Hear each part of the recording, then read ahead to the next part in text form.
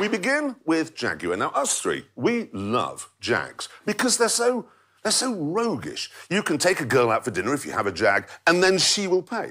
You can go and stay with people for the weekend, help yourself to all their belongings, and no one will mind because you have a Jag. Exactly. In fact, people expect it. What we have here are two cars.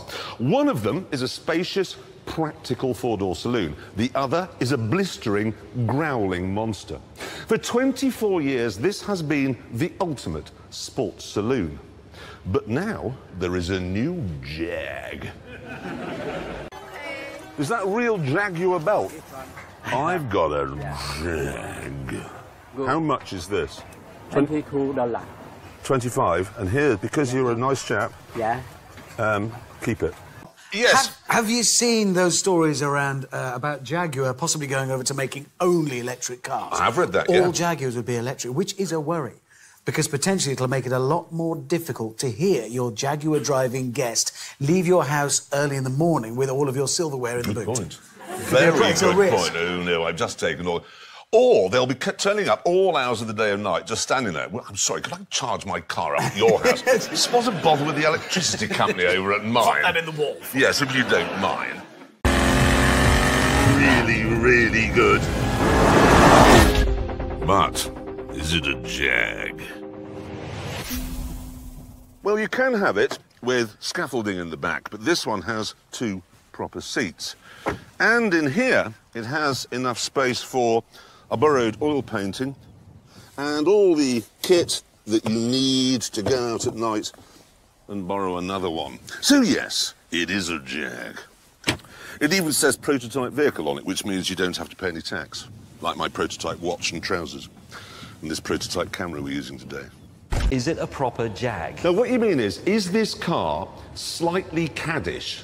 That's what you actually mean? Yes. Is the person who drives it a bit... Oh, what's the word? I'm not quite sure how to sum it up, but the sort of person who would go away for a weekend with his wife to a hotel, some romantic place, and spend the entire night flirting outrageously with a waitress, and it's OK because he's got a Jag.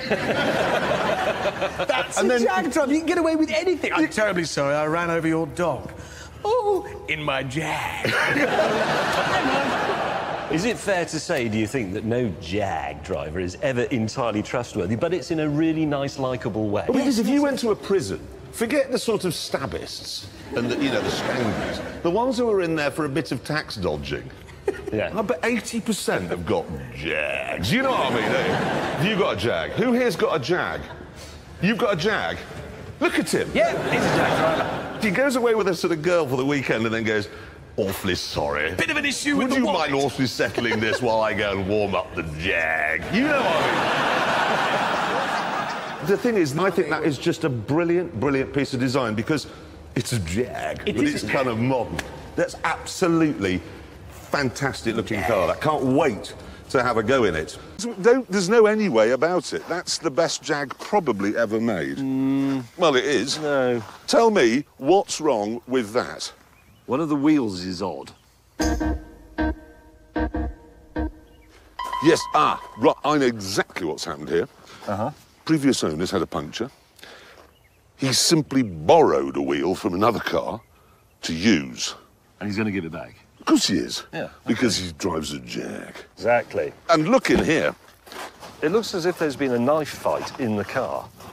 That's because he went to stay with some friends, obviously, thought, I'll borrow their cutlery, tucked it into his trousers, and then he's cut his seat. That's what's happened.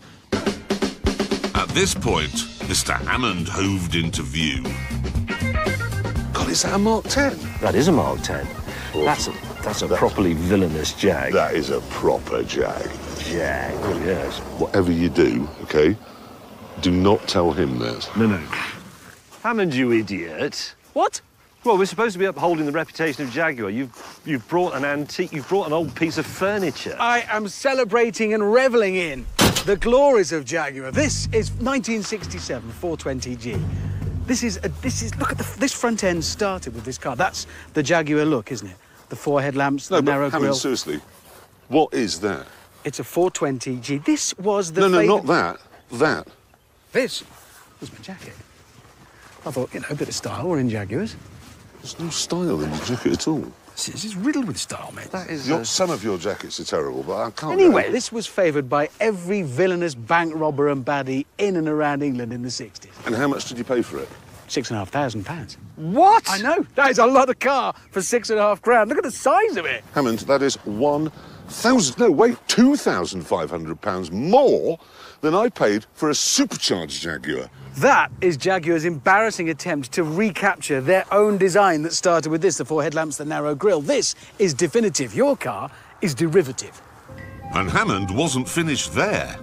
Look at the size of this. Imagine how many oil paintings borrowed I could get in there. It smells terrible.